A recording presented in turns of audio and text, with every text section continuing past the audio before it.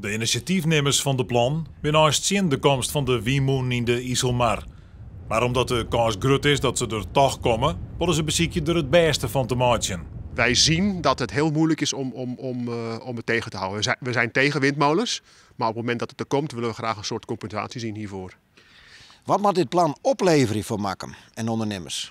Het moet opleveren dat er meer, in ieder geval de toeristen die weggaan, laten we hopen dat we een nullijn kunnen houden. Natuurlijk wat het mooiste op kunnen leveren als we in ieder geval een groei zien in zowel dagrecreanten als langverblijfrecreanten. De plan binnen volle meer als een antwoord op de Wiemoen. Ze speel je ook in op een eventuele aanpassing van het waterpeil in de IJsselmar en de renovatie van de Aastudiek.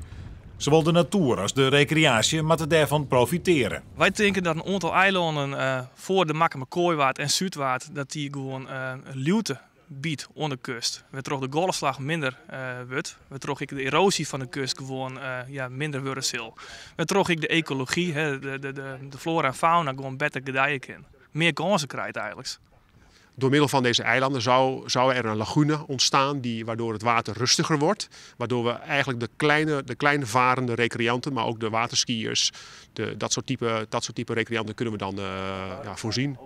De plan kost je tussen de 5 en 10 miljoen euro. Wat dat geld waar komen moet is nog onduidelijk.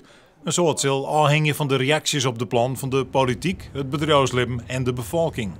Dat is heel spannend. Wij weten net hoe men reageren zal. Wij zeggen absoluut voordelen, maar natuurlijk zal er ook wel kritische geluiden komen. En dat zien wij ook net slim. Wij leven gelukkig nog in een land waar het kan. En wij willen lauwe dialoog vieren, een zuiver dialoog, zodat wij deze plannen uitvoeren kunnen.